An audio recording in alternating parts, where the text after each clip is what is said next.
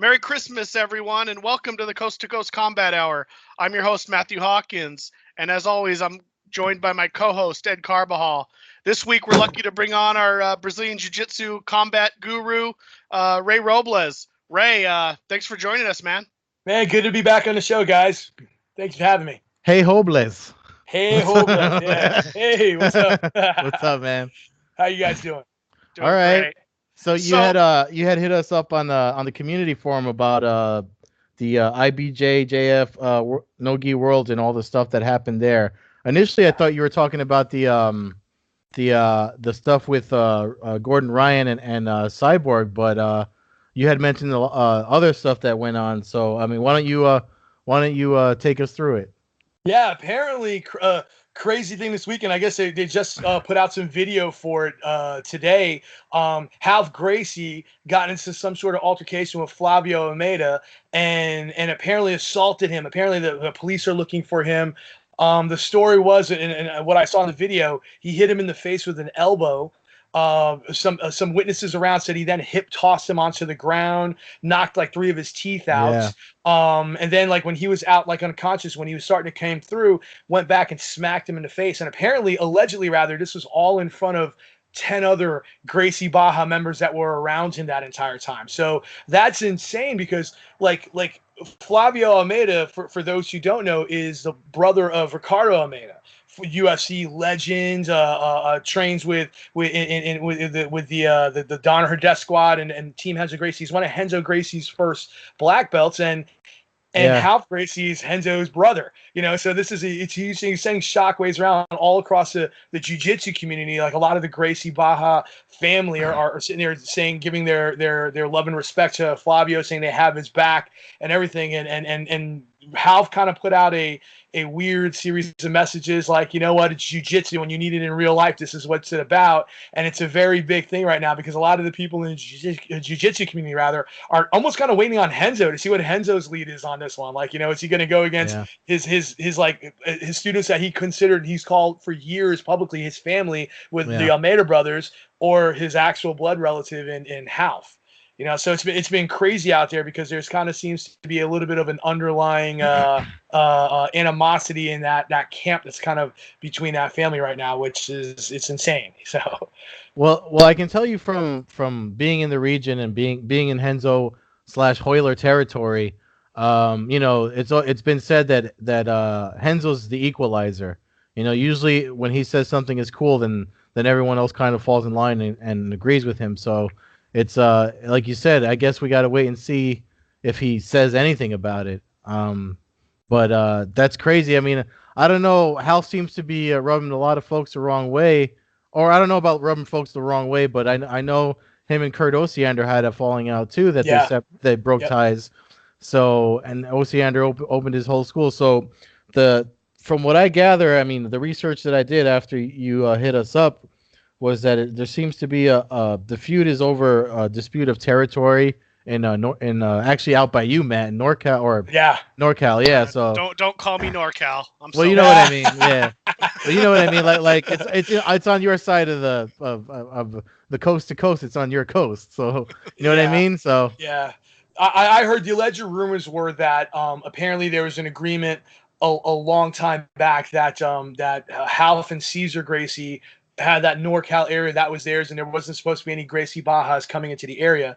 And apparently a GB school was opening in that area, so Half took it out against the remainder of the family there, which is funny because the Gracie Baja lineage is directly off of that Carlos Carlson Gracie side of the family, which are all brothers and cousins. That's Renzo, that's Half, that's all those guys together. So the fact that they've separated and said this is our turf, this goes back to like almost old school. Yeah. I mean, you guys, I know you guys are both historians of MMA and jiu-jitsu, like going back to old school like battles in Brazil, the old shooter box versus top team versus that. This is very much kind of that old school, this is our territory, our turf. It's like I'm half expecting to hear about dojo storms and everything now coming into that. Yeah. Because that is some deep-seated craziness that for that kind of animosity to happen out there like that. That's what's kind of funny, when I think of Half Gracie, he's not, of all the Gracies that at one time going back to the NHB days. I mean, he was a big name in the extreme fighting, and and he was kind of even though there wasn't as much news and ways to find out what was going on in the world, he was always kind of known as one of the wild men as far as the Gracies go. At least that's the perception I always had. He was kind of a loose cannon. So, I mean, I've seen him. I've run into him once at an MMA event in 20 years, but you don't really see him around a lot. And I don't hear, I know he has some schools and stuff, but it's funny that kind of the biggest news he's had in 20 years is him soccer kicking and knocking somebody's teeth out. Yeah. Pride rules, man. Elbow. Pride rules, bro. That was a hard elbow though, and Flavio didn't look like he was ready for it because he was kind of leaning against, watching the match, and Half was facing him, and from the footage, because whoever put it up on Jiu-Jitsu Times circled the whole thing, and you could see Half pulls back and then just leans into it. Wrecks him. So, yeah, and Hal's a rough dude. Like, his reputation precedes him. It's like known that if you roll with Half, you're probably gonna get hurt. The way you get hurt in a jiu-jitsu competition or something. You know what I mean? Which it's very funny because there actually seems to be kind of a lot of that in the world of jiu-jitsu, the community of jiu-jitsu right now. There's kind of a two schools of thought. You kind of have that flow, roll easy, just kind of flow with it and go. And then now you have kind of this everyday Pohada attitude that a lot of guys have, and loosely translated, it's like go hard, go hard as hell every day, in training. And you got a lot of guys down the pipeline who kind of have that attitude. Ralph rather exemplifies that. Truthfully, a lot of it's real smash and go. Like, that side is real like smash ahead and go and crush guys. And there's a lot of guys I see, like you on Jiu-Jitsu Instagram. You go through and you start seeing guys and everybody with their everyday Pohada hashtags and stuff like that out there. But the funny part is, those are also the guys I see a lot who are like, man, I'm recovering this knee injury and trying to get out. And I'm like, yo, listen, I'm all about, I get it, train hard, everyday Pohada, but I'm also about every day paying my bills. So I'm not trying to break something and not be able to train. But that's a big, it's kind of a big thing where I find it funny with that side of the Gracie family, with Caesar Gracie and Henzo and Half, that even in MMA now, there seems to be a weird thing. Like, I don't know necessarily the underlying thing. If you notice, on Instagram, you watch them a lot lately. Who's Nick Diaz been hanging out with a lot all the time now? AJ Azagarm, right? Yeah. He's always with AJ Azagarm, who has notoriously had a huge beef with Jake Shields. And Jake Shields, is Nick's boy, Caesar Gracie Jiu-Jitsu, and he's also had issues with Gordon Ryan. And Gordon Ryan is, Henzo Gracie, John Danaher Death Squad. And Nick, who is Caesar's like top guy, besides like Dave Terrell and stuff like that, is piling around with this guy. And now Jake's out training with the Danaher Death Squad all the time. So I wondered, like, there's like a weird rift in the jiu-jitsu. Like, I've never like put it to anybody or asked like Nate or that side of the camp, like, hey, what's going on with this? Because you guys like all hated each other, but now like your boys are hanging out with people that you guys are like despising and trying to like fist fight up on stage right now. Like, what's going on in these tournaments? And you guys are now all palling around. Like, is there a just the mindset of like, hey, let's all train and get better, or is there some sort of like underlying rift in that jiu-jitsu family there that's going on between, especially Henzo, Half, and Caesar's like guys that are all starting to kind of maybe infight against each other? I don't know, man. I mean, it's definitely something that I'm sure you've dealt with it locally. Like, when you think about and it sucks because jiu-jitsu is supposed to be one of those martial arts. Brazilian jiu-jitsu is supposed to be one of those martial arts where dojo politics is something that is left out because advancement and promotions and getting better. It's because of all the live rolling. I mean, you prove yourself in your performance. There's no testing. There's no fees. You got to show up and put the work in. So which is what and it's always evolving. So that's what separates the art from the other traditional arts that from the 70s and all the stuff that I grew up with around here. You're making me think about stuff. There was like, when I think about my instructor, and he was a brown belt longer than he should have gotten his black belt a long time ago, but because of rifts with leaving who he was under and having to find another instructor. Eventually he found Kurt Pellegrino and got back on track, and now we're like connected with Marcelo's guys and all that stuff now out here in New York, Marcelo Garcia. But it's like it's just weird that it's all jiu-jitsu. I don't understand why people have to get pissed about the camps and stuff like that. Like, I understand the history and the lineage and all that, but eventually, I mean, if you look at the reason the first UFC happened, it was to bring jiu-jitsu, put jiu-jitsu on the platform so that everybody sees that this is a necessary martial art. No matter what your background is, if you don't know this, then your other stuff's gonna fail.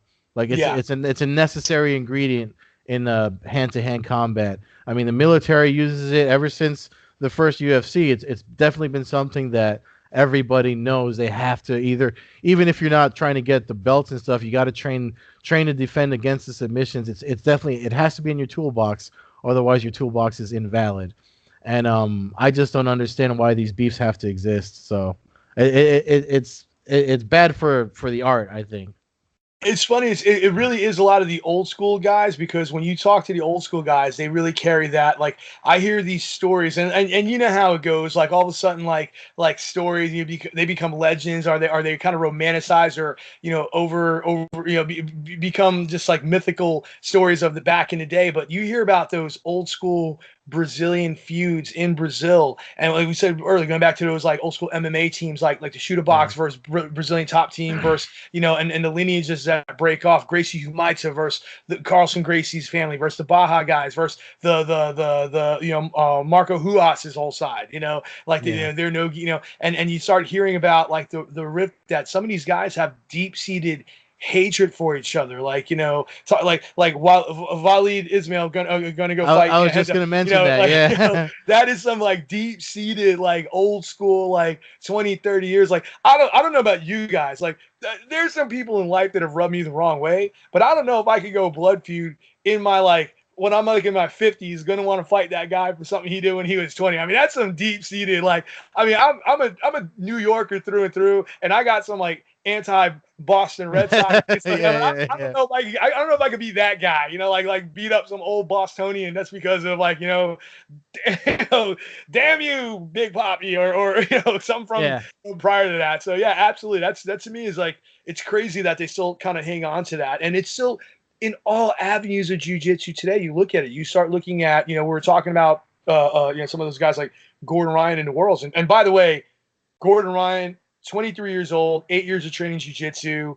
What is he? EBI 170, 185, an absolute champ. Him and his brother are like, he's a beast. But even at 23 years old, has a gold medalist in his weight class in ADCC, brown belt, double champ now, absolute and ultra heavyweight at black belt in 8 years of training, beating some of the best in the world. I mean, huge shout out this weekend, but like, he did awesome. But then you look at that other side of lineage, some of those old school mentality guys, and his issue that he had with Cyborg this past go around, which is another big story coming out of like IBJJF Worlds, No-Gi Worlds, is that whole issue between Cyborg and Gordon Ryan, and that whole beef and riff. And again, it's funny because Cyborg comes from a direct Carlson Gracie lineage, which is Renzo's family, and and they still have that animosity toward each other, and he has that, I'm an old school guy and you're a new school guy, and I got to teach you respect. And it's kind of a weird thing nowadays, in that that the way the jiu-jitsu is with each other.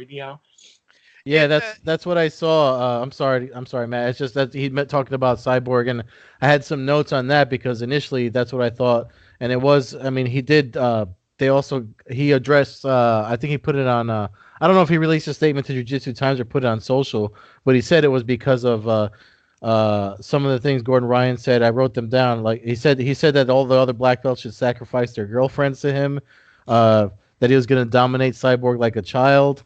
So those were some of the things that Cyborg said was a trash talk that made him invoke this lesson of respect that he wanted to teach him. But go ahead, Matt. That was all. No, I was gonna comment on that. Obviously, Gordon Ryan was the winner of the ultra heavyweight and the absolute division in the no-gis. So the match was Cyborg. Now I didn't get a chance to catch it, and that's Cyborg Abreu. for those listening that are more MMA fans and might be getting a little confused. Big monster Brazilian, like the other cyborgs, but a true heavyweight. Was it Gordon Ryan kind of butt scooting towards or was maybe not butt scooting so much, but he was on his butt, right, trying to pull guard, essentially play the guard game. Yeah, so what happened is that Gordon had been working a lot of wrestling, and apparently he had a neck injury, so he said he wasn't going to go into wrestling, so he went to sit down and start playing a guard game. Now, Gordon is a beast. If you get a chance to seriously watch his highlights, and I know you've been in some EBIs, I don't know if you caught in EBIs he was in. He is a absolute beast. I mean, the kid is good, and he was trying to play the game. She's like sat down, try to initiate his leg lock attack game that he's phenomenal at, and start trying to attack Cyborg. And Cyborg apparently, and kind of again going through that whole how everything kind of circles back around. Cyborg apparently was warned several times for stalling, for disengaging.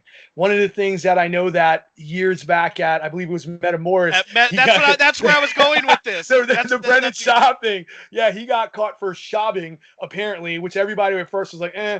And then you could actually hear it in some of the videos of the match. He was trying to initiate hard, grabs, and you could hear. There's one point you heard, like even in the loud gymnasium, you heard a solid like dad smack of like this. Yeah.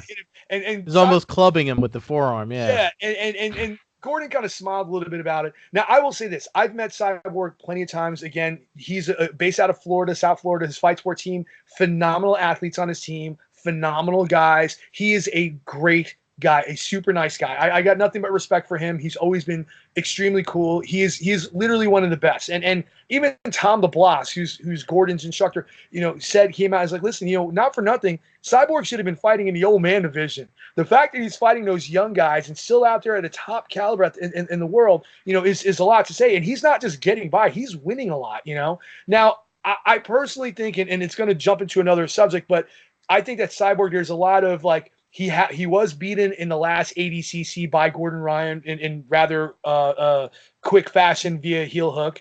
But I understand, like, as an old school guy, and we could talk this, and this is where it's going to translate into like MMA. As an old school guy, you have this idea of respect and the way things are supposed to be. And I get that, just like, you want to have a level of respect. And in Gordon Ryan's, I don't want to say defensive, because I have had the honor of talking to Gordon Ryan like via social media a couple of times. I've asked him about seminar rates, and from all accounts, from everybody I know who has taken seminars with him and met him in person, said he is nothing but the absolute nicest guy you will ever meet. Like, for a young guy. However, he's playing the Conor McGregor game. Yeah.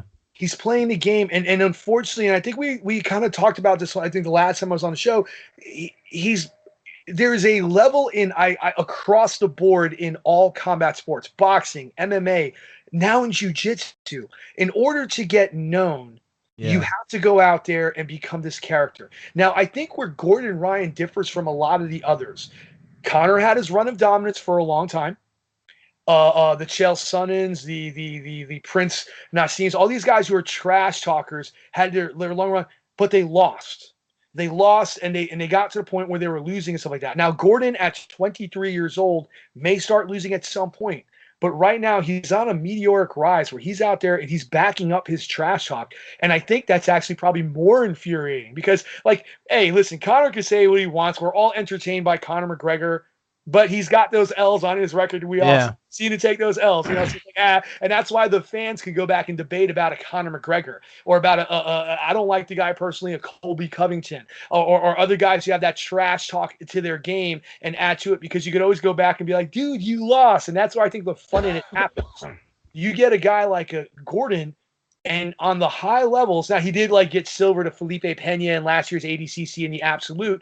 And it's, but you see guys like that they're starting to, like, he's not losing against the top guys, and he's winning in dominant fashion. Hell, even his first match at Worlds, did you see his first match? He won by armbar, but at that point he was already up 47-0. And the armbar that he finished was legitimately, like, he could have just ripped it. You could tell was like, just being respectful by it. He's playing the game, and in certain sides, the older, like, traditionalists would be like, be respectful, be humble, be that person. Yet he's bringing more eyes to jiu-jitsu. He's making interested in it. He wants to see. Look, he's in that 4-man bracket for that combat jiu-jitsu against Fabricio Verdum. The same with where Vinny Margulies and Josh Barnett are on the other side. That's coming up in like what, February, I think, or something like that. Whoa, that's a tournament. It's not just a single. It's a super fight. It's a 4-man tournament. It's Fabricio Verdum versus Gordon Ryan on one side, Vinny Margulies versus Josh Barnett on the other, and it's a 4-man tournament for that heavyweight combat jiu-jitsu.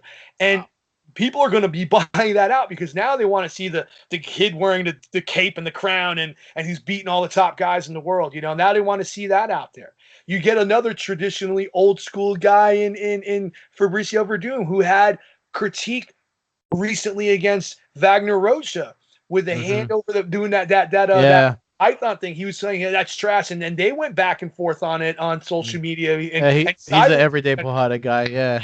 Yeah, so he's like, how are you going to say this and you're going to be disrespectful yourself in fights that you've had, kicking Travis Brown and stuff like that, but you're going to talk about this is disrespectful. So you have this old school mentality versus a new school way of trying to market, and it's affecting. Again, this isn't just jiu-jitsu. I mean, I think it's for me, and Ed, I'm sure for you, it's interesting to see it across jiu-jitsu now. We have those AJ Azagarms and those guys who are trash talking more and getting more clicks and views as to who they are, because we're so used to seeing it in MMA.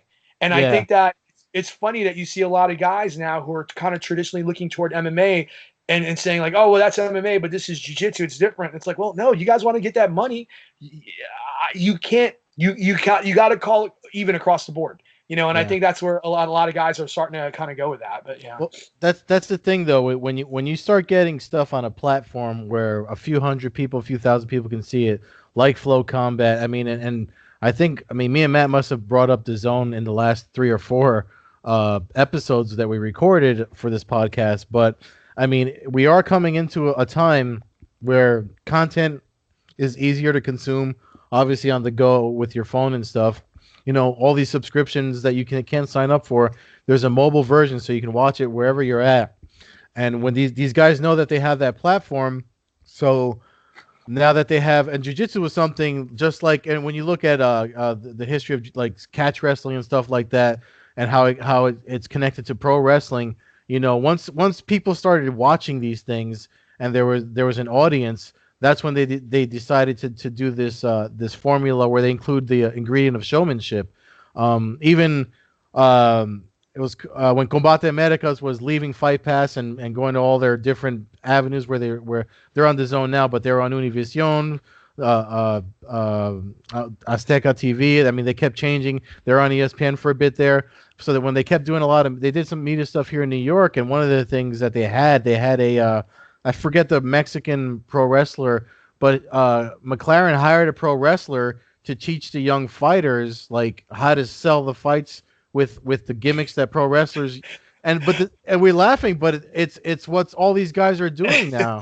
What I mean? Alberto Del Rio, right? Dos Caros, the guy who was knocked out by Crow Cop. Yeah, no, but that's not who they hired. Actually, it was Del Rio brought in whoever the luchador guy. Yeah. He's like a blue mask man or something like that. Yeah, it's Sin Cara, I think is his name. Sin Cara, that's right. Wait, Dos Caros was Alberto Del Rio that used to be in the WWEF, whatever, that guy?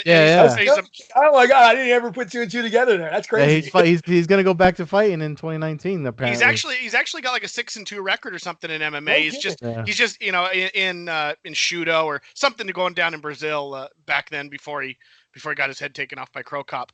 While we wrap up the BJJ No-Gi, I do have a question, and you can plead the fifth if you want. I know you're not afraid to give your opinion. It has to do with Gordon Ryan. Okay. What is the drug testing policy in Brazilian Jiu-Jitsu? Now, okay. and I'm saying this because from an outsider, his body went from 180 pounder, that was lean to a monster. Now I know because what was it? Paulo Miao a couple years ago got a pop for. I think in the World Championships they do some sort of USADA testing or something. However, listen, be careful. I don't want to get in trouble. I will say this. I saw because they just recently, and actually Gordon posted it himself on his Instagram, and I follow him. He's actually got a phenomenal Instagram. If you guys are, Gordon Ryan's Instagram is I legit. think I am following him. Yeah, he is hilarious, and he gets it. He pokes fun, but he's actually really cool. He posted a picture of himself when he was 15, and he was like one of those skinny kids when he was 15, but yet he was still he was jacked with muscle and abs and stuff like that. So I think it might just be genetically he can carry the muscle mass, and he's just now starting to work out and train more. I will say this now. One of the best guys, I think he's phenomenal. Again, super nice guy. For everybody said, Keenan Cornelius, phenomenal jiu-jitsu guy, and he brought up a great point where he was like, listen, he's like, you know what, we don't get paid in jiu-jitsu, like jiu-jitsu tournaments and stuff, and that's the thing that the trend has got to change, where more organizations are starting to pay their top athletes in jiu-jitsu. So he's like, in order to be in jiu-jitsu, and he brought up a great point, he's like, we can't really necessarily play the villains. We have to be these guys who are nice, because of the fact that our money comes from seminars and private lessons and people wanting to come see us. If we're too much of like basically assholes, no one's going to want to come see us.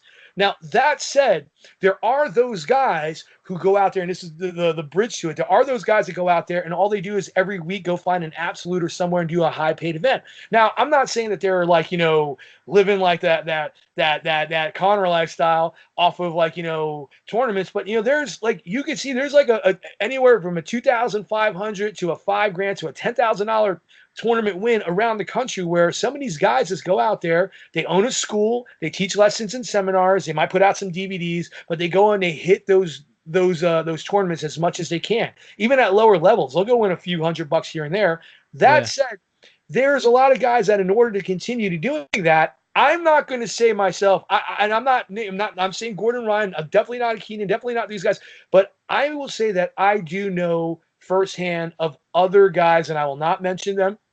They know that I know that they know that I they know, who are definitely on performance enhancing drugs. I was shocked myself. I'm a little bit, oh God, I'm not that young buck I once was, but like when I go see some of the guys who are Masters 3, 4, going to Masters Worlds. Yeah. I see like some 40, nearly 50-year-old dudes who are walking around looking like Gordon Ryan. And I'm like, damn, listen, there are some genetic freaks who are always going to be genetically gifted, but you can't be 49, 50 years old walking around looking like, Mr. Olympia without someone saying, come on, I've seen some guys that are just massively strong. So yes, I will say that there are those who definitely utilize performance enhancing drugs in competitive jiu-jitsu today. I'm not going to name anyone specifically. I know. People know, but I'm not going to name anybody out there are. Now, Gordon Ryan's a person that some people want to say he does. I will not accuse him of that because, like I said, looking at the way he was when he was younger, I know personally I've had friends who are younger and they were ripped, and then when they actually started, putting in more calories and muscle training, they got, naturally bigger. He doesn't look like he's he's jacked, but he doesn't look like he's like somebody, like he doesn't look like, when people were kind of questioning Overeem or Brock or something. He's not on that point, not on that horse meat. Yeah, he's not on that horse meat, but but at that same level, like I definitely know that there are those. I guess only time will tell with Gordon. I don't believe he is, but only time will tell. Yeah, no, I'm a big fan of his, and I'm not accusing him of it. Yeah, I wanted to hear your opinion, just kind of on the scene, I guess, because it's out there. He's been questioned, and it's out there exactly. It's definitely out there. Yeah, I don't know if that. A couple other. When I got my black belt, I remember someone, I won't say who, but someone said like, "Oh, you should get on that TRT and start competing," and I was just like, "Are you crazy?" I'm like, no, I'm good with what I do now. I'm fine. A couple other quick notes from that tournament that caught my mind, or caught my eye. And it's kind of a shout out to Eddie Bravo because it shows that he's pulling some big names in the female divisions. Recently, EBI 18 champion Maisa Bastos defeated Patricia or Patty Fontes in the finals, and that was a rematch from their final at EBI 18. Yep. So that shows basically had two of the top lighter weight. It was a light featherweight in the worlds, and it was straw weight in EBI. Yep. Another one of their champions, the EBI 135 champion, a woman who I got to cover her event. I think it was EBI 16, maybe 15. Beatrice Mosqueda won the middleweight and the absolute. So props to Eddie Bravo for pulling in the names that are, not just winning his show, but going on and proving that they're really the best in the world. Yeah, Bia's been on the scene for a while. She's awesome. I mean, there's a lot of phenomenal. I mean, this year's No-Gi Worlds really opened my mind. There's a lot of great talent out there. I thought hands down the best brackets I've seen. Great matches. Congrats all the Tim Spriggs did phenomenal. 5 Americans, the most ever who've won gold medals. I mean, I thought it was incredible just going out there watching. I mean, I wasn't out there, but watching on the coverage online, that was phenomenal. So I think it's incredible. So I'm looking forward. I think that the future of competitive jiu-jitsu outside of the IBJJF, I'm talking gi, no-gi, absolutes, big competition. I think it's looking up, and I'm really, I mean, as a long time, this January would be my 20th year doing it. I just realized today, I just had my what do you call it? My 4th year anniversary for receiving my black belt. It kind of threw me back on that one. What do you call it? Yeah, it's awesome. So I'm this as a longtime practitioner of jiu-jitsu, I'm glad to see that there's a lot of great avenues for not only the self-defense side, which is really growing up. I mean, a lot of great, in the military, like, Hoist's program, my coach John Burke's TJJ program has been taking off, but the competitive side has been incredible. I love what Eddie's doing with combat jiu-jitsu. I love that there's this implementation of it. I think there's a bright future, and there's a lot of young, talented athletes that they're kids out there. And I know, Ed, I know in your academy, but definitely in mine, there are kids who I'm looking at between the age of 14 and 17 where I'm like, geez, in like 6 years, these kids might be ragdolling me. I don't know. I got to try to stay young and keep myself going, because it's just crazy. So I think the future is so bright for jiu-jitsu, and I'm proud to be a part of that community. And I hope that across the board, all the families and everybody involved can kind of like come to peace with things, and no more elbows and knockouts at a tournament. Yeah, man. It's like I said, it's still jiu-jitsu, and we're all part of the same tribe. So like whatever's, they got to squash whatever the beasts are, squash it, because everybody benefits as long as we're all training and competing and stuff. Elio, Carlos, Oswaldo Fadas, the Saz, everybody, just along the board, everybody get together and make it great. So yeah.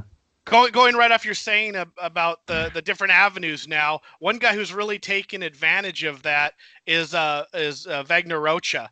Kind of a guy who had mixed results in the MMA world, but somebody who's, I mean, he's really taken it by the bull by the horns as far as been on a tear between combat jiu-jitsu and Polaris and just EBI in general. I know I don't believe he's actually won an actual EBI other than their combat tournament, but he's gotten to the finals. I think he actually lost to Gordon Ryan. He did. He lost to Gordon. Yep. And then I covered the Combat Worlds one where he won it by actually a TKO in the finals. So, and he just comes off a submission finish of Benson Henderson, which we talked about.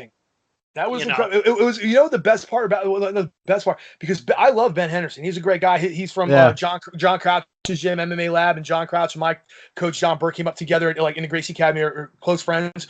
But the fact that he out wrestled Benson in a lot of parts. I mean, that's something that blew my mind, because I mean, I've always known Wagner to be a tough guy, a tough competitor, and he carries that everyday pohada, go for it, go tough. But he was able to, and Ben's known for his wrestling. I mean, he hit some great takedowns on him, and I was shocked watching the match. Like, it was one of the most entertaining matches I've seen in a while. And the fact that he was like to get to that point and do that, I was really like, I mean, Wagner's been on such a great tear as of late. And like you said, his MMA career might have been up and down and stuff like that. But the fact that right now I think he posted something the other day, said that this was his first year ever, or in quite some time, that he hasn't fought MMA. He's only solely done it off of doing jiu-jitsu tournaments, either combat jiu-jitsu or no-gi or anything like that, and has had such great set. He's been on a tear where all of a sudden, like, I think that currently with guys like Gary Tonin going and fighting in one, and a lot of some of the other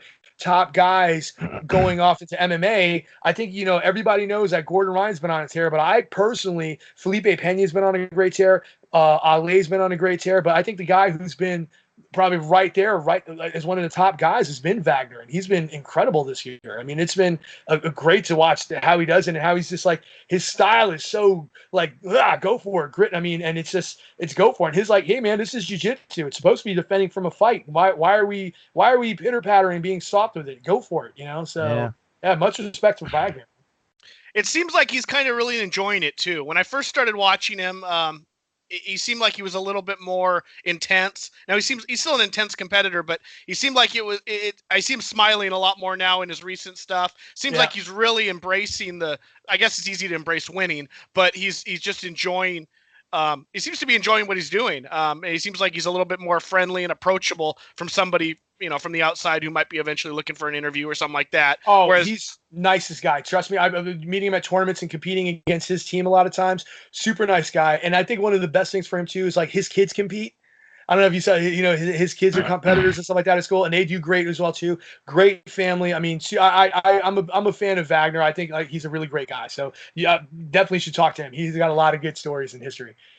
Cool. One guy who's kind of going the opposite route of him is Dylan Dennis, going from I always joke because when I first heard the name Dylan Dennis, I started watching him, and all I ever saw was him lose. I saw him lose in the Worlds. I saw him lose to Jake Shields. Not get owned, but I know you have some opinions on how Kavanaugh's kind of building him up, and obviously he's all over social media talking himself up.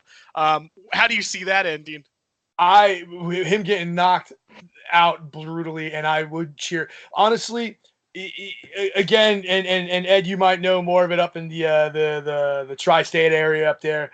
Dylan has come off real, like, he got kicked out of Marcelo school, and he's not necessarily known as a humble or nice guy, and look, again, I don't fault anybody for their hustle. If you want to go out there and try to make it and stuff like that. However, I will say this, the talk of him being this like top grappler in MMA and stuff like that, let's go Damian Maia, Jacques Garay, Gary Tonin, Fabricio Verdum. I mean, there's a Crone Gracie. There's so many guys. You can throw Neiman Gracie in there with the way he handles Ed Rush. My God, Neiman Gracie. There are so many guys who are out there right now whose jiu-jitsu is substantially better than his. He's 18 and 16 as a black belt against top competition, and a lot of the tournaments he's won have either been really, really small local scale, or he's like won a first round and been obliterated in the next rounds.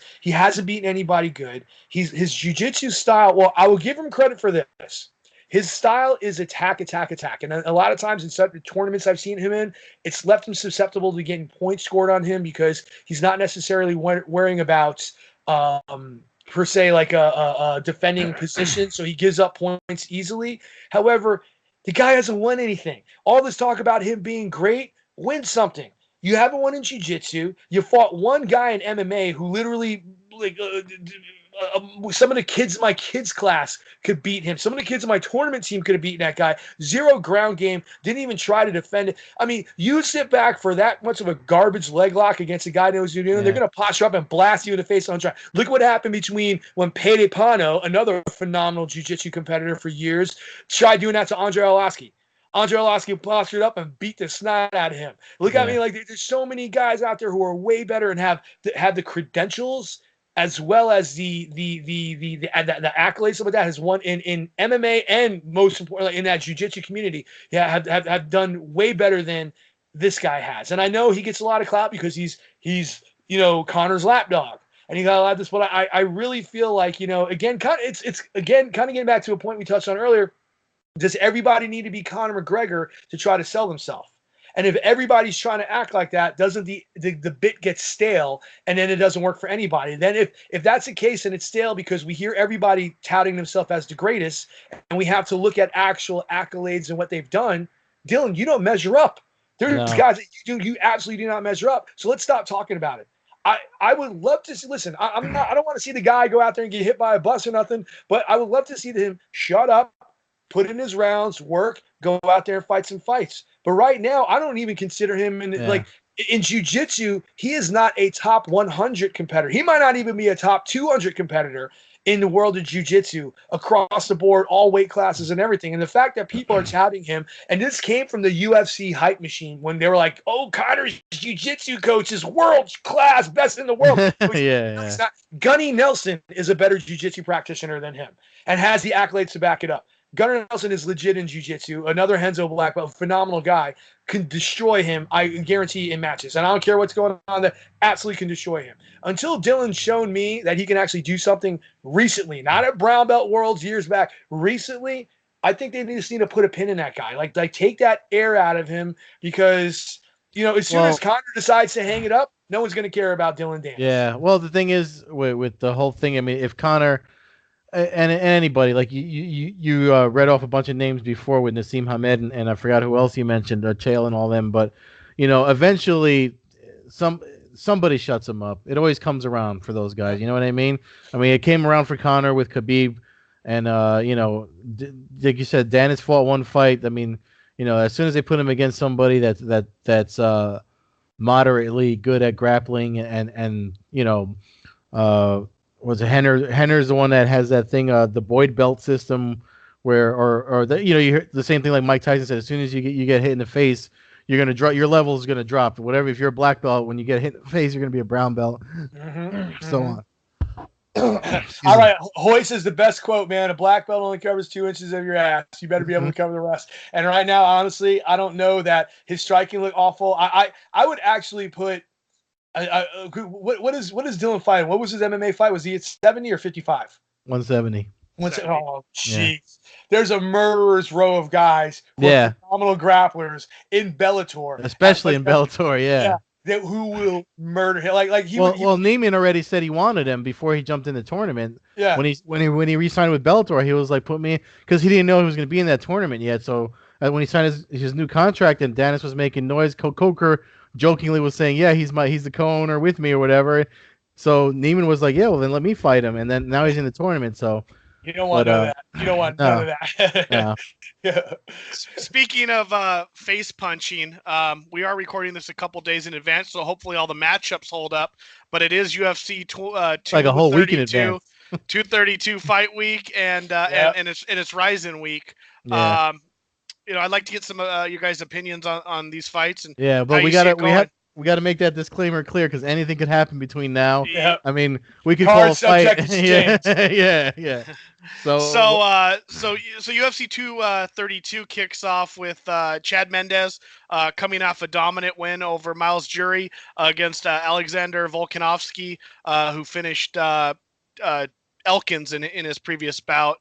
How do you see that one, Ray? I think Chad Mendes has had that time off and stuff like that. I think this is his last good run, and I think he's going to go on a run. And I actually can't wait for that Chad Mendes Holloway fight if Holloway stays at 45. I think Chad's. I'm going with Chad in this one. I think he's just all around. Like, he's always been a top guy. So I don't see him have fallen off with any and that win, like you said, was incredible. He on his comeback. So I'm going Chad Mendes with this one. I actually am going to go Chad Mendes stoppage on this one. How about you, Ed? Well, I mean, I only started making my notes because obviously I have to submit my official picks to MMAnews.com towards closer to weigh-in time, but. As of right now, when I was looking at the records, just glancing over them for this, I think the time off, like Ray said, I think the time off will help him. But Chad, I feel like his I don't want to say his chin is suspect, but Volkanovski's definitely got the power to put him away. So but the time off could help him. So it's hard for me to call right now. I got to do more homework. I'm still kind of leaning towards Volkanovski, though. Yeah, I'm going with Mendes. 4 losses in his career, 2 to Aldo, 1 to Frankie Edgar. Can't recall the third one or the fourth one off the top of my head. Maybe somebody from WEC earlier in his career. But it was the Connor. Mm-hmm. Oh, it was Connor. So there you go, right there. I was at the. But that was short notice. I feel like that one shouldn't. Yeah. And he was winning that. Right there, you got Connor. Aldo and Edgar are the only men on this planet to beat him. I'll go with Mendez. I actually think I'll take the stoppage too. I think Volkanovski's got a bright future, but I think that this might be one that he's got to come back from to prove that he's able to move up the ladder. Next bout, Ir Latifi coming off a win over OSP against Corey Anderson, who had a big win over Glover Teixeira. I'll take the quick lead on that one. I'm going to go with Corey Anderson. I think he's a little bit more well-rounded. I do like Latifi. He's fun to watch, powerful guy who puts a hurt on people, but it's kind of a coin toss actually in my mind, but I'll go with Corey Anderson just because I think he's a better, well-rounded MMA fighter. How about you, Ed? I mean, I'm actually going with the Latifi only because he's got more recent finishes. I mean, I know Corey Anderson beat one against Glover and stuff like that, but those were decision wins. So I'm kind of leaning. I always this is me. Like again, I got to do more homework, but I'm going. My heart, I like finishers, and I'm leaning towards Latifi. I'm actually going to go with Anderson in this one, just because I do think he is better, more well-rounded, and if he could pull Latifi into the deep waters and kind of maybe tire him out, I always wonder a guy like that, Sean. But the thing about Latifi, it's hard to bet against him because he's a guy that could finish the fight in a second. Like if you're out there, boom, then game over and lights out. So he's one of those guys that I don't ever think anyone's just going to, unless he gets demolished, like he's always in the fight. But I always think that because of his size and how he's built, the longer the fight goes, the worse it's going to be for him. I think that with the fact that Anderson is a known distance runner in a sense where he's heavier on decisions, I think that he's going to take him to deep waters, and his more well-rounded game is going to keep him at bay. I'm going decision for Anderson. So. Moving on to the next bout is Michael Chiesa coming off 2 losses to Kevin Lee and then Anthony Pettis, most recently at UFC 226. He takes on Carlos Condit, who sadly has seemed to lose to almost everybody recently, losing 5 out of his last 6 bouts. Ed, why don't you take the lead on this one? Of course, you got to put me in the hot seat. Only because it's Carlos Condit. I mean, obviously the natural born killer ain't what he used to be from what we've seen lately. So, I mean, I hate to say it. I mean, he could pull one out of his ass. You never know. But just to go back to the other fights too. I mean, it seems like it's the last pay-per-view of 2018, and I think Luke Thomas said it during one of his recent Sirius shows. It seems like in this sport that the young are eating the old, and I'm gonna have to. I know Carlos Condit ain't that old, but Michael Chiesa is still like a newer, younger fighter in respect to their careers and stuff. So I think and Chiesa probably wants to put a beating on somebody after the 223 stuff. He had to heal up from the cuts and all that stuff. So I feel like I'm leaning towards Michael Chiesa. Is it Chiesa or Chiesa? How do you say it, Matt? Chiesa, according to the pronunciation. I know we've been through this before. Ed. So just breaking your balls. What do you say, Ray? Yeah, it's so funny because I personally feel that Condit has more tools to win, and if Chiesa wins, it's going to be. I don't think he's going to stop Condit, but Condit just looks like his heart has been gone out there. He's almost on this card as well too. Yeah. He's almost kind of in that BJ Penn, boat. Where it's like Penn versus Hall's on that same card, and everything inside me says that BJ should win that fight. He's got better jiu-jitsu, he's got better striking, everything. But if he just shows up like I'm just here to collect a paycheck, Hall's going to beat him on the decision. And I feel like Condit could stop Chiesa. Chiesa can decision win Condit if he's just kind of lackadaisical. And I mean, that's a pick. I think I'm more leaning toward. I got to go with you, Ed. I think I'm leaning more toward Michael on this one because I feel like unless Condit said he's going to continue fighting just to kind of make the money, right? I mean, he's not going to quit fighting just yet. So, I mean, I can see him running out his contract, going over to Bellator, but I don't know. I give it to Michael on this one. Mm-hmm. I wouldn't be surprised if Condit wins, but I'll give it to Michael on this one. Yeah, I mean, my brain tells me that, but part of me thinks that Condit's got one more in him. I don't think he's going to, I don't think he beats anybody ranked any higher than Chiesa. But for some reason, I just feel like he's got one more victory in there. I think he knows basically if he loses this, you have, 5 fights in a row. whether, he either goes down to the fight pass prelims basically, or he gets cut and is in Bellator or Rizin. Rizin would probably actually be a pretty cool fit for him. Kind of with his aggressive, knees to the head and possible soccer kicks. Moving on, then we get probably, in my opinion, well, I don't know if it's my opinion, but I think it's probably the biggest fight in women's history. At least not maybe, Ronda always had the eyes, but for actual competition and two of the baddest women to ever walk this planet, Amanda Nunes and Chris Cyborg. Nunes challenging her for her featherweight title. As much as I like Nunes and I think she's a badass, I think she's getting into some quicksand here, and I don't think she'll be able to figure out how to get out of it. And I actually think Cyborg might come out really aggressive in this fight and finish her in the first round to make a point. I personally feel like, and I'll go on record and say, Cyborg has lost a step. Chris Cyborg has lost a step. She's slowing down. You can see in all her fights, because how many people she put out fast like she used to. She has lost a step. However, her leg kicks are dominating. She's heavier, and Nunes likes to come straight forward. Now, Nunes can knock her out. I love the aggression and the fight in her, but this is a fight that Cyborg will not lose. Yeah. But I don't see Cyborg getting all through next year without losing a fight. She might lose to Holly Holm. If Megan wins against Kat, and then they put them together, I could see Megan beating her just because of size and stuff like that. But, Cyborg's definitely slowed down. But Nunes plays right into her strengths. She's going to get leg kicked to death, and Nunes doesn't really check those kicks as well. And she's just going to probably, like you said, first round KO or TKO, Cyborg wins this fight. Yeah, no, that's pretty much what I was gonna say too.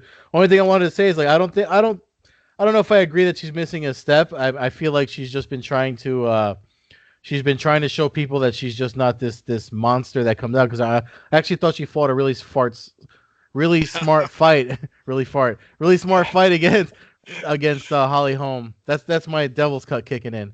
But yeah, I thought she fought intelligently. And so I don't know if that's her missing a step or just trying to show, the UFC level casual fans that are just finding out who he is, that I'm not just this female beast that's cleaning house. I'm a smart fighter, which I've always known she's a smart fighter because I've been watching her as long as we all have. But yeah, I got Cyborg. Yeah. I mean, again, I think she's dominant. But her time's gonna come. It happens to everybody, and Yep. This is MMA. You run into a punch and you wake up and somebody else has got your belt. So, that puts us into the main event, which is a light heavyweight championship fight. They'll be stripping Daniel Cormier as the opening bell rings. Yeah, I'm not a big fan of that either. It's kind of so early, but well, he hasn't defended the belt in a while. I can't be hypocritical if I wanted it to happen to Connor. So, with that said, Jones, Gustafsson. Clearly two of the other, top three light heavyweights in the world other than Cormier when he's at that weight. Great fight, rematch from their fight a handful of years ago where Jones won a controversial decision in a really, really close fight. I'm actually going to go with Gustafsson by decision. I know that's probably not the most popular pick in the world, but I think Jones coming back, if he was really doing steroids, I know there's controversy on that. This legitimately could be the first fight where he's not doing them, which could play mentally into it. I feel like I said, this is MMA, and eventually stuff gets caught up with you. And I think Jones playing games with his career and outside the cage, I think this might be the fight where he loses a decision and actually makes him come back a better fighter in the long run. But it's kind of a wake up call that he can't play games and continue to dominate the way he has in the past. What do you say, Ed? Well, so Gustafsson, by Jones' admission, is John Jones' toughest fight. Like when he's been asked in the past, he said, Gustafsson's the guy that I definitely need to do it again against, just because of how it went the last time.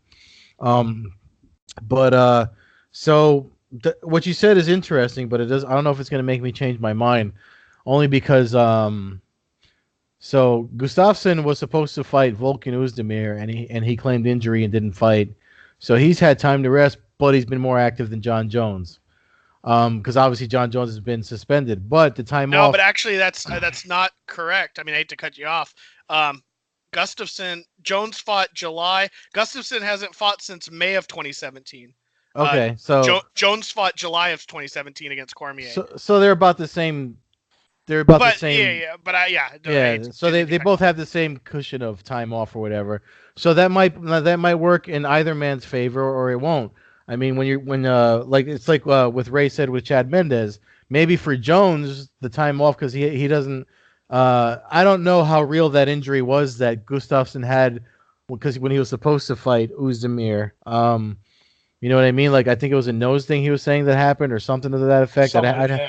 I'd have to look back and see if that's something that's going to affect him if he's fresh enough to fight now. He seems like he wants to move past that. It's obviously been something that's been hanging over his head.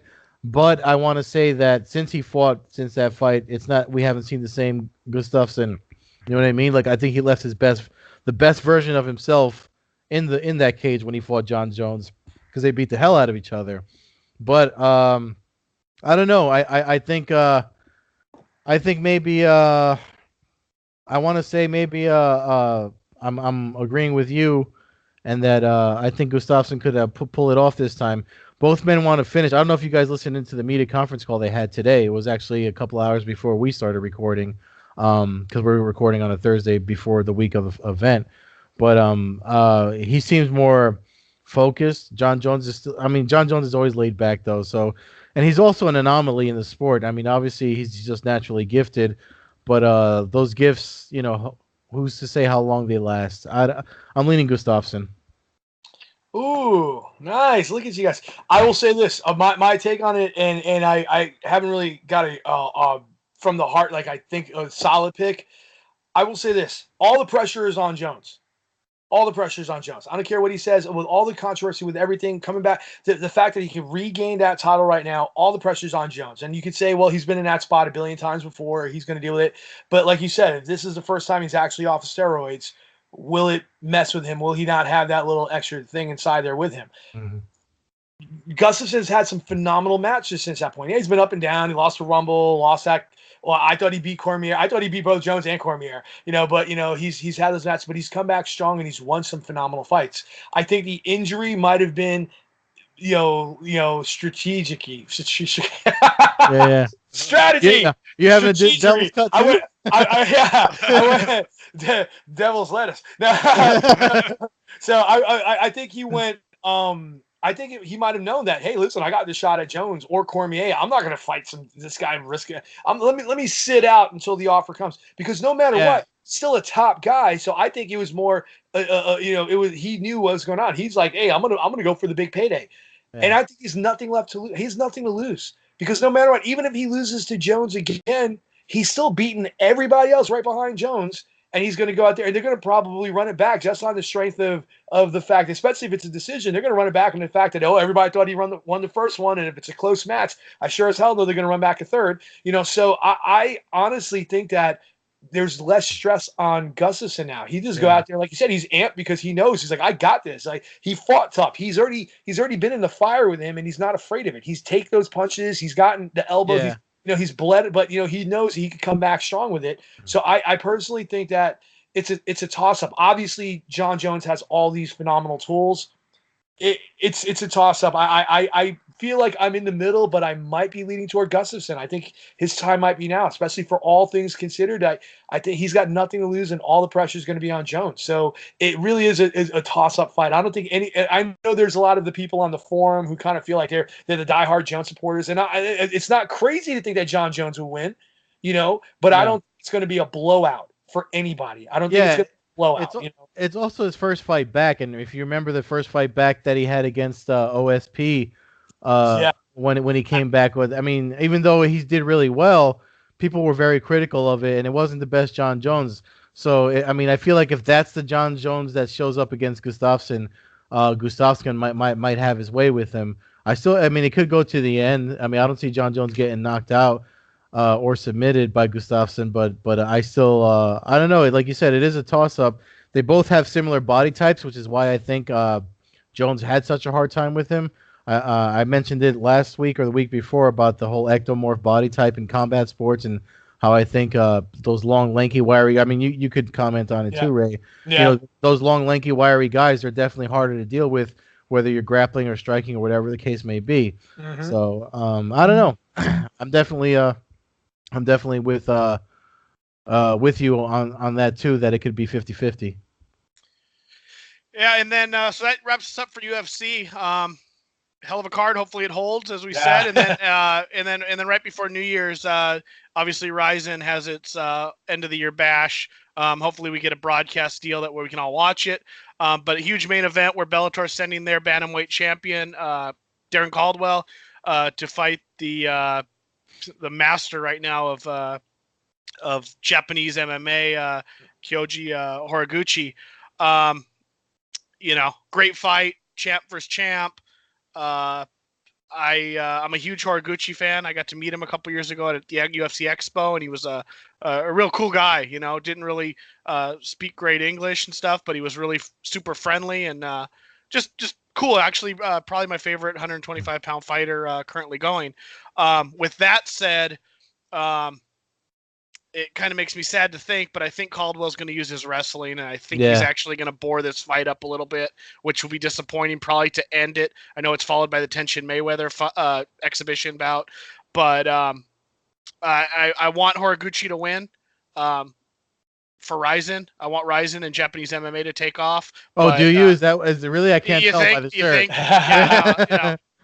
Yeah. So, and that was my New Year's, my prayer for 2019 was that Rizin takes off and Fedor dominates. But with that said, I got to go with Caldwell. I think his wrestling's just too damn strong. Yes. Short of him walking into a soccer kick or something that he's a little maybe not used to being in the unified rules his whole career. I'm going with Caldwell. Ray, you seem to be agreeing with that. His wrestling is legit. I mean, yeah, Caldwell.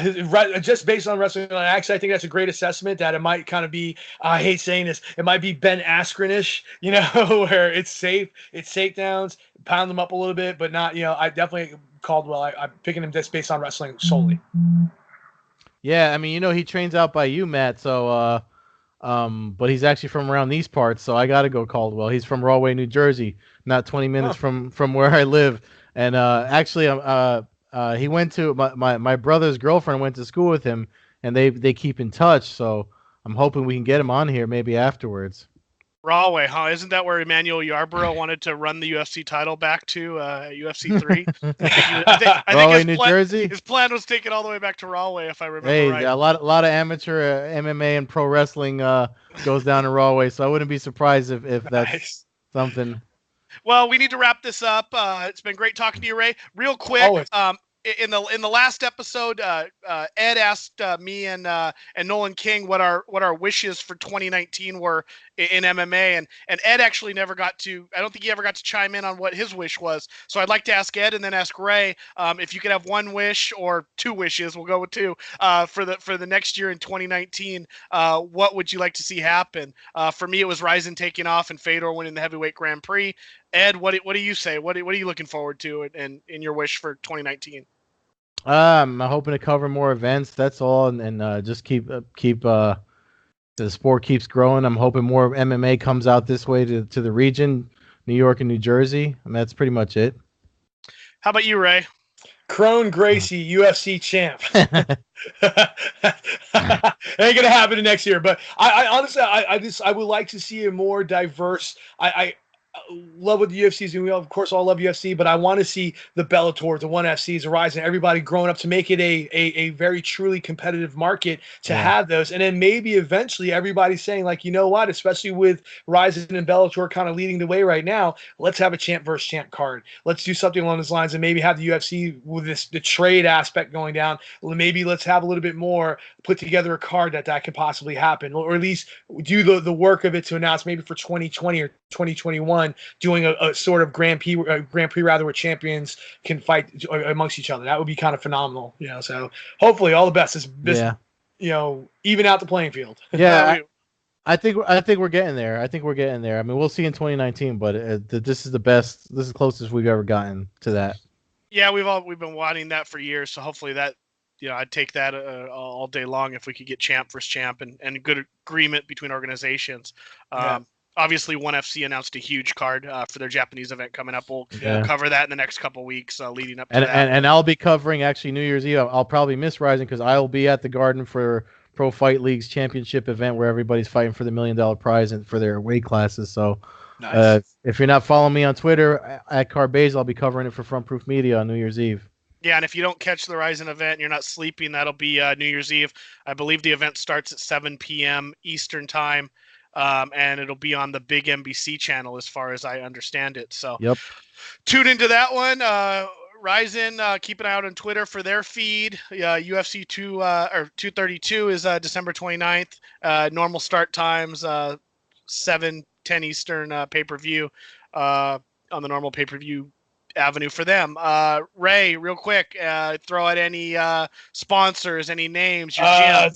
6 levels in Winter Garden, Florida, 6levelsorlando.com. Yeah, 6 levels. Yeah, we had a great year with our competition team. Looking forward to a phenomenal year moving forward. John Burke's tactical jiu-jitsu program. Check that out. John is phenomenal with self-defense, tactical, combative stuff that he's teaching law enforcement, military. It's incredible. A lot of great young fighters coming up. Too many to go into, but we're hopefully maybe by the middle of next year, I'll start name dropping some up and coming guys who are going to start getting on the scene that, I got to start, putting out there and plugging and promoting. But send them our way. Yeah, absolutely. But other than that, I mean, guys, that's pretty much about it. Just, thank my gym, thank my family, you guys at MMA Community. You guys have been awesome this year. And T-Mac. And that's pretty much about it, man. Thank you very much. Base GJJ Ray, if you guys want to follow me on Instagram or Twitter, at BASSGJJRAY. Check that out. And other than that, it's pretty much about it. Yeah, and you're under at Rhino on the MMAcommunity.com forum. Rhino on the forum. So people can chime in there, see you putting Conor McGregor nut hugger in his place on a daily basis. And fans, as usual, can follow us at Combat Hour on Twitter. Myself at MMA Hawk 21 on Twitter and Instagram. You can follow Ed on Twitter at Carbazol and at Carbeerzol on Instagram. Guys, have a great Merry Christmas. Thank you. Happy New Year. I'm sure I'll be keeping in touch over the next week and a half. But if not, like I said, Happy New Year, Merry Christmas, and look forward to talking to you guys in the next year. Ray, we'd love to have you kind of be our BJJ guy. Come on here occasionally and give us updates on the world. Yeah, that'd be outstanding. Absolutely awesome. Thank you guys. Thank you very much for having me. Appreciate it. Peace. Awesome. Ciao.